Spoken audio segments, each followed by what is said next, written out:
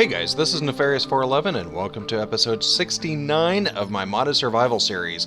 If you recall, in the last few episodes we've been playing around with the ability to use the railcraft boiler tanks to be able to power one of the big reactor turbines, and this seems to be working out really well. All of these are at the maximum temperature, so 1,000 degrees on each one of these high pressure boilers. So it's as efficient as it's going to get. So in between episodes, I decided to create another one. So now I have two of these. I've been playing around with the different materials. As you can see, over here we have the Indium blocks, and over here I decided to make the Ludicrite blocks, and that is only because my Ender Pearl supply is pretty good. You even saw there, I even have 127 Indium blocks because I've been just creating them as I needed. The Ender Pearl farm out there is doing really well. We have 282 stacks right now, and my wood supply is going down. I did not realize that was going to be a problem. Let me just run over here real fast and double check on this, see what's going on.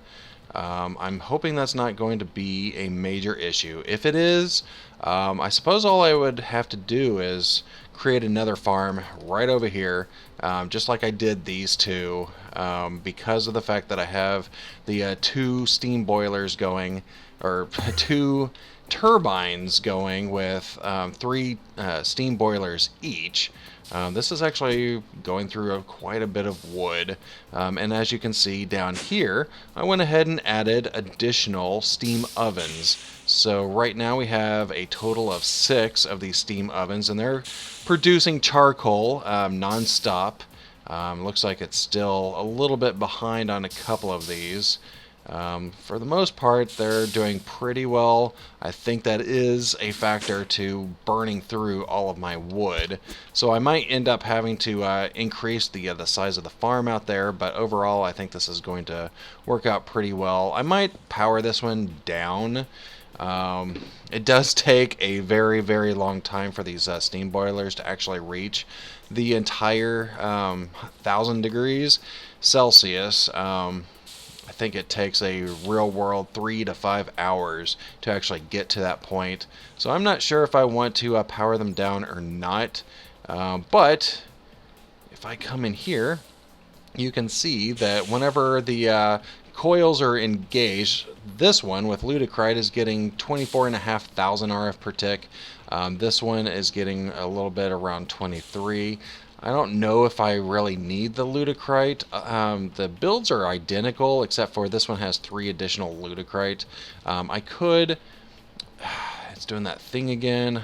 If I grab 3 more Indium blocks, I don't know what kind of impact this is going to have, but we might as well check. Because if it's roughly around the same amount of RF per tick, I might end up just sticking with Indium. It looks like it's about 1,000 less, give or take. I'm not sure which one. Otherwise, they are identical builds. Another thing that I did in between episodes, I played around with Computer Craft. If you recall, I used somebody else's for this one, and I tried to use the same Computer Craft program over here, but it didn't work because it required at least one turbine, or one reactor in this configuration, and I actually don't have one. So I went ahead and just wrote my own. So if I terminate this, let me go ahead and terminate it. You can see that I have the Turbine Control little application, and let me just scroll to the bottom. Come on. So all I essentially do is grab all of the turbines. So this one Computer Craft program will be able to handle multiple turbines, and then essentially I just forever a infinite loop. I go through all of the turbines. I handle all the stuff. I save all their states just so that I can keep track of whether or not the the rotor speed is going up or down, and then I sleep for a given amount of time. I think I'm sleeping for 5 seconds, so every 5 seconds it'll actually sleep in between. I'm not going to actually go through that Computercraft program with you, but I will do a paste bin put Turbine Control, and then you should be able to go ahead and grab this paste bin and be able to use it yourself. I don't have a Computercraft monitor set up yet. I do have the plans to put monitors in here and be able to visualize it, but right now I just wanted something to work, so let me go ahead and restart the computer. It just jumps back into it. It detects all of the turbines connected to it, and we're all good. So the biggest issue right now is being able to get the power from these turbines into my main system. I've considered several things. Obviously, I've thought of the Ender.io conduits, but the maximum energy on this is 20,000 RF per tick, and between the two of them we're producing 40,000 RF per tick, so obviously that is not going to work. I think there's different kind of energy conduits. I don't really want to go with Buildcraft. I could do the extra utilities, but I think I would have to have a lot of speed upgrades for that. And then there's conduits. No, what are they called? Pipes? Nope. Let me just type in thermal. They're flux ducts. Alright, ducts. Alright, cool. But some of these, the redstone energy, this one's only 8,000. We could do the resonant, that's 32,000. But we could go up to the cryo-stabilize. This is infinite RF. So this one's really good. I don't know if we can go to this point without getting quite a bit of the thermal expansion machines. So I think that's what we're going to do today, actually. Even if we don't go to the point of the cryo-stabilized flux duct with the infinite RF, which is crazy amount, I might actually get to the resonant flux duct. 32,000 RF per tick, that's actually not that bad. If we were putting a bank of these vibrant capacitor banks over here, just to be a temporary storage, it could actually be my walkway. That might be kind of interesting. We would be able to at least hold on to the energy and pipe it out constantly to the main system over there. Right now these are just dumping, well, they're just losing all of the energy. It is producing, get rid of NEI real quick. It is producing this energy, but because I'm not actually piping it out, it's essentially just going into the void. It's not being useful at all. So what I want to do, I have these 10 vibrant capacitor banks. I am probably going to put it in here, but I do need something that can do a little bit better than 20,000 RF per tick. So let me go ahead and run upstairs, and let's go ahead and start on some of the thermal dynamics. I believe that's what it is. Thermal expansion machines. Alright guys, I am back, and I went ahead and created the additional tree farm over here because I was running out of wood really quickly. So this is going to help out. Whoa, I just got a tree in my face. If we come down here, you can see that my tree farm is actually producing a surplus of wood now, once again, which is very good. It was actually worrying me there because even in the couple of minutes that I was away from recording a while ago, it dropped down to like 90 stacks, and that's kind of a red flag to me because obviously, oh, world hole, don't want these to actually stop because of how long it actually takes to get up to full power. So let's go ahead and jump in, and you can see that I went ahead and created another healing axe. And that was with the 3 unstable ingots and the obsidian. The only reason I use those is because it doesn't take any durability or any damage. So then I don't have to worry about it self-destroying over time, which is very good. So let me go ahead and clean up a little bit for my inventory real quick, and I think that is probably good for now.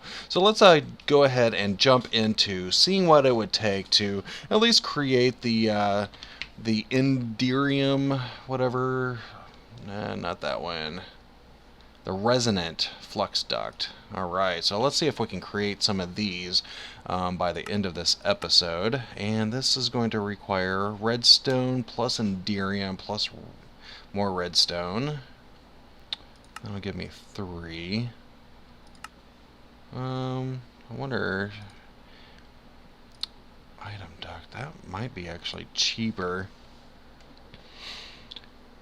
Oh wait, that's a warp. I clicked on the wrong one. That is dangerous. Resonant. Okay, so it does look like I need at least these redstone energy flux ducts. Could be empty. I think they have to be empty, which is not too bad. Hardened glass or hardened aluminum or hardened quartz. I'm not sure what I actually have, so let's take a look. Hardened. I don't have any of those. Stored and craftable. Okay. Which would be harder to make, so let me go ahead and grab the duct again. So hardened glass, obsidian and lead. Fused quartz is just quartz. I don't really want to go through all of my quartz with that. Hardened aluminum for fused quartz. This is switching too fast. Hardened. Okay, I guess I'm gonna go with the quartz or the obsidian, not the aluminum. I don't think I can do the aluminum. Yeah, I'm not doing that one. So probably the hardened glass, which is just lead and some obsidian powder. And it looks like I can just use the lead ingot, which is probably just as good. 8 to 1. Ooh, that's actually less efficient. Yeah. Induction smelter. Alright, so let's create one of those guys. Induction. And it's doing that thing with a induction smelter. There we go. And we should be able to at least create some of these. Ooh, do we not have Invar? Yeah, at least we have a crafting recipe, and unfortunately, or fortunately, I don't know which it is.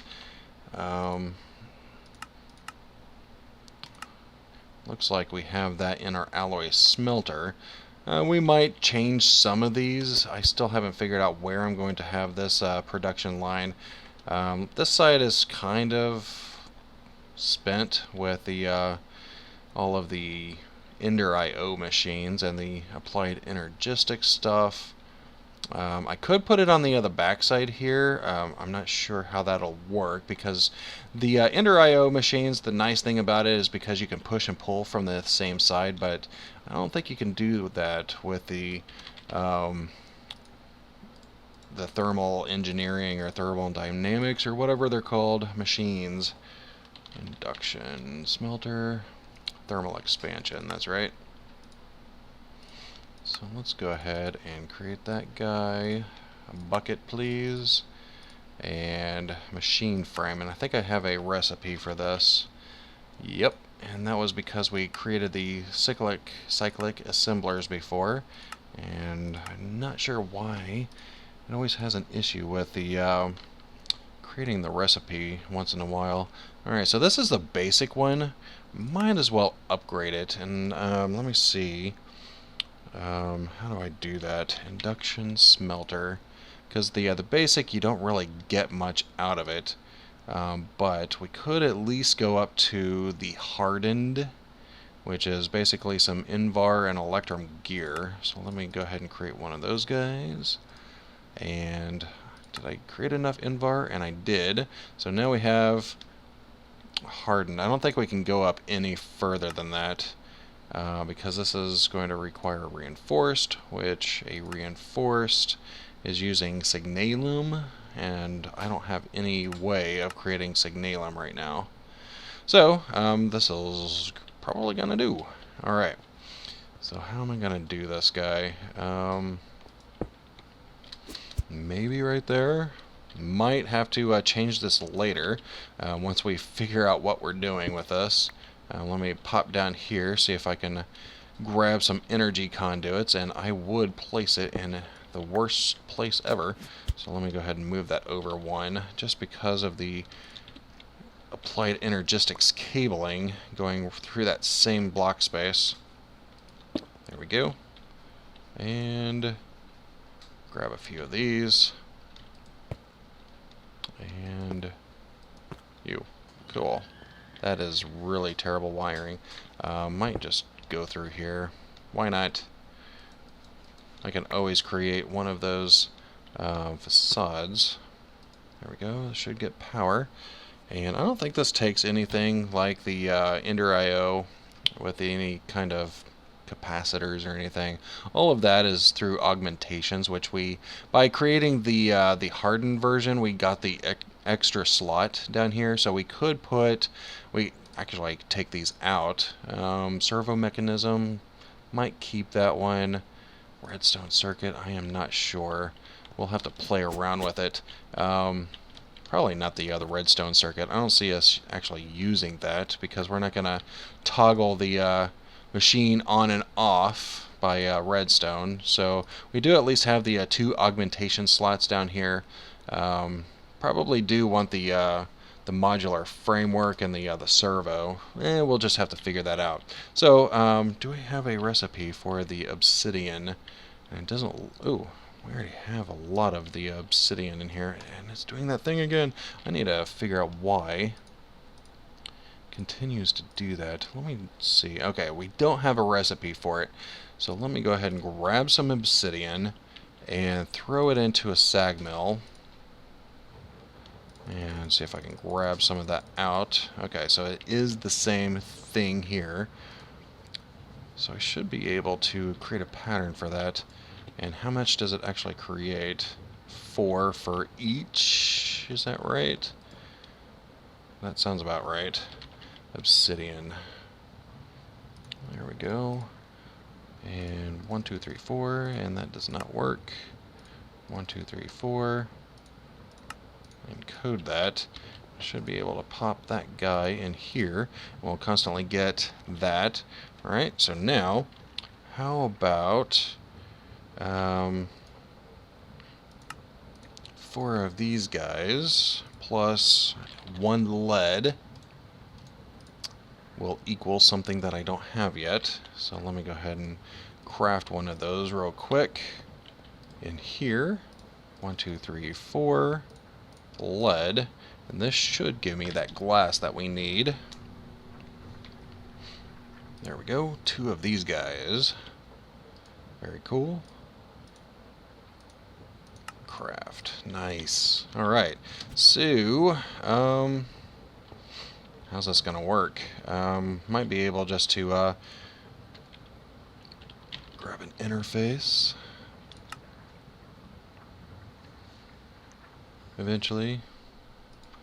Probably just pop all that obsidian back in because we don't need it.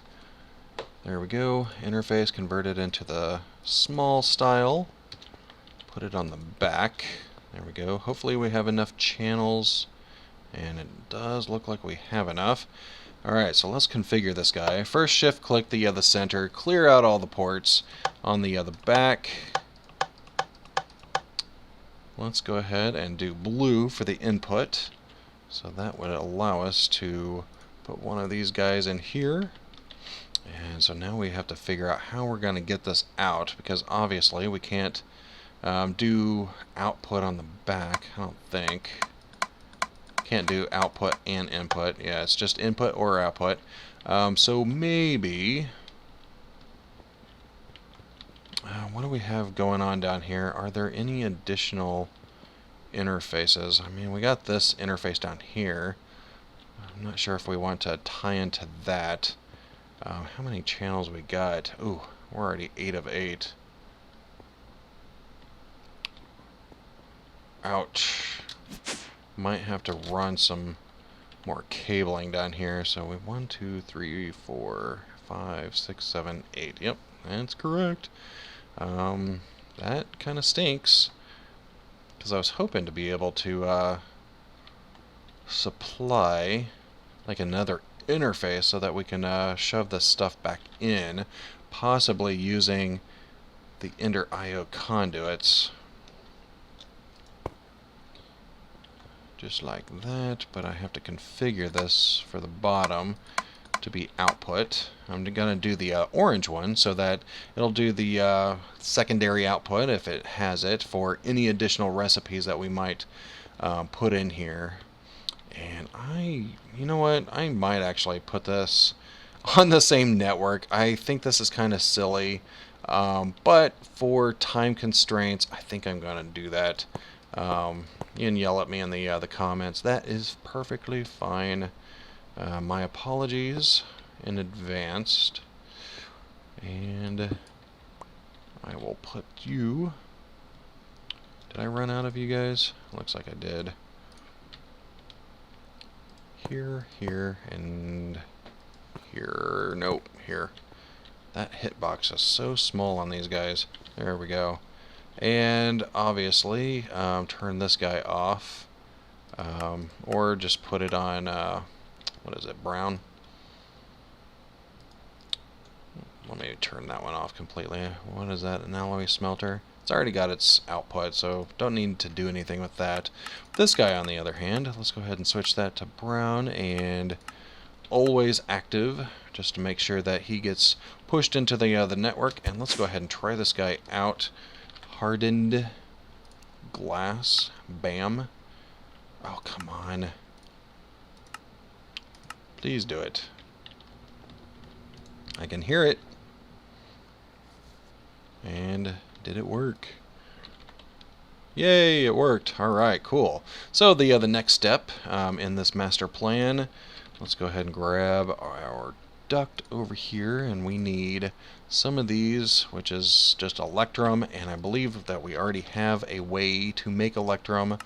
I could be wrong, but let me go ahead and create a crafting pattern for that, and this is going to require one of those hardened guys.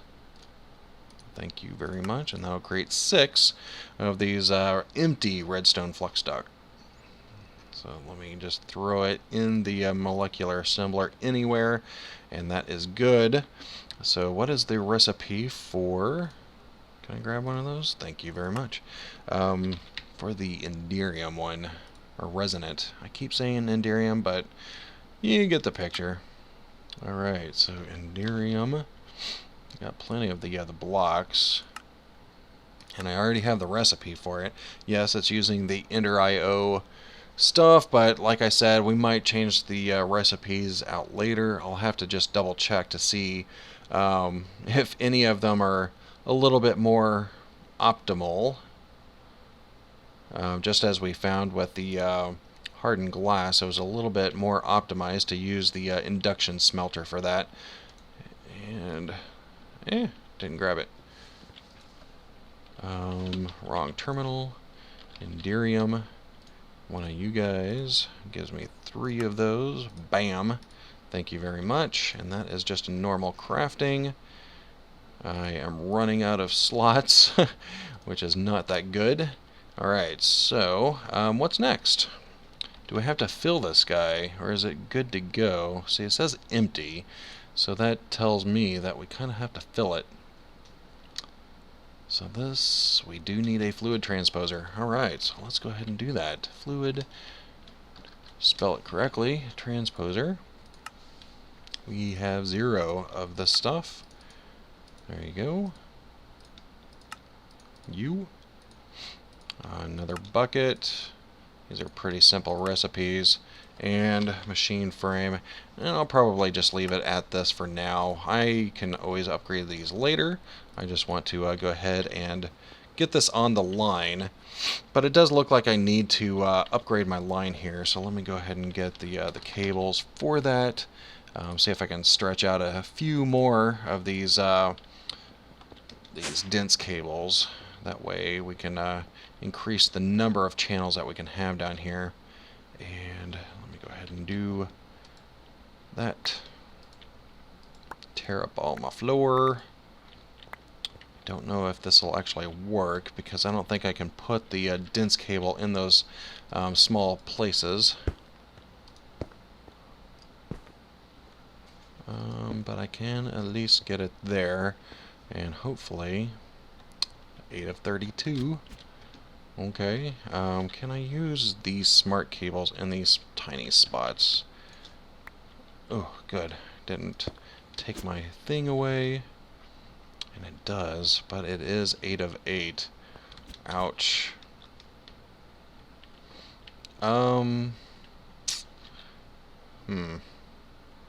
What are my other options here? We got the dense cable, which is 32 channels. And I think these are all just 8 channels. I don't think we really have any other choices.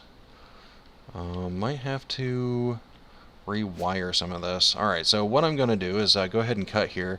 You've seen me wire before. I am just going to rewire this off camera, and then whenever we come back, I'll go ahead and plop this fluid transposer down, and we'll go from there. Alright, I am back, and as you can see, I decided to switch to the other side of the room. I was hesitant about doing it on this side because this is where all of my clusters of the molecular assembler, and then I have all of my storage stuff for my chest over there, and I just kind of didn't want to do it over here, but the more I'm thinking about it, the more I think it's going to work. So I went ahead and hook this back up just as it was before, using the ME interface on the other back. Ooh, I didn't export it though, which is going to be a little bit easier now, so let me go ahead and create maybe a couple of these interfaces. And the other thing that we're going to need is what's called a magma crucible, which this is going to allow us to essentially just grind up or melt down any of the things that we're going to put it in, and you'll see that here in a second. So let me go ahead and grab a leadstone energy cell, one of these little coils, a couple of Invar gears, and it doesn't look like I have any Invar, so let me go ahead and request some of that real quick. And there we go. 1, 2. So magma crucible, and I think the only thing that I have left is the machine frame. And just as I did with the induction smelter, I'll probably just wait on upgrading these until later. But for now, let me go ahead and place that guy right there. Nice. Alright, so first things first, I'm going to clear out all of the configurations. Since this is going to be melting down and it's going to be redstone, I actually want it to output on the right hand side, and on this guy I want it to input on the left side, which makes a lot of sense. You can't see it unless you take the machines off, that there is the little connector between the two. So now we just need to figure out how much is this going to take. So let me take a look at my duct real quick, and it looks like 200 millibuckets, and to get that, one is 100 millibuckets, so 2 redstone per flux duct. Alright, so let's go ahead and try this out first, and I forgot to run power. Alright, so let me go ahead and do that real quick. Alright, and just like magic, we have power. Nice. Alright, so let's go ahead and just try this out in the remaining time that we have. And let's just see how this works, and maybe in the next episode we'll go ahead and automate this. So I want to go ahead and let this burn down, and that did it. And let me go ahead and grab one of my resonant. I keep thinking Indium, but it's resonant. So let me go ahead and grab one of those. I'm just going to put in all 3. And you can see that there's 200 millibuckets of destabilized redstone in there. And 2 of them, 200, created one of these. Nice. So these are just like any other kind of duct. It's really hard to tell in here, so let me go grab at least another one. There we go. Actually, Let's go ahead and create the recipe now. We probably won't get to it in this episode, but might as well do it. 2 of those plus resonant. There we go. One of these equals one of you guys. So now we at least have the pattern. Grab my interfaces. There we go. Alright, cool. Let me go ahead and throw in these 2 in there, create another one, and this we'll be able to see that they will be able to connect to any kind of machines. And let me just double check to make sure that they actually connect to the turbines down here on the power port. And it does look like it's able to, and it did turn green, so I think that's a good sign. So we should be able just to run these down, and it looks like it already pulled in power. That is kind of cool. 192,000 RF. That is crazy. But it's able to keep up with it, which is very, very nice. So let me check out the time. I think that we're running low, but let me just double check. Unfortunately, guys, it does look like we have hit that wrapping up point. I apologize about that. I think we at least have a good foundation for some of the things that we'll need. Obviously, we're only targeting the machines that are needed for our current task, such as the induction smelter and these 2 guys, magma crucible and fluid transposer. But obviously, we'll grow out. I left a couple of spaces over here, going to be for the pulverizer and the furnace, whatever it is. I think it's the induction furnace, or is that IC2? Nope, that is actually thermal expansion. Alright, induction smelter. I was close.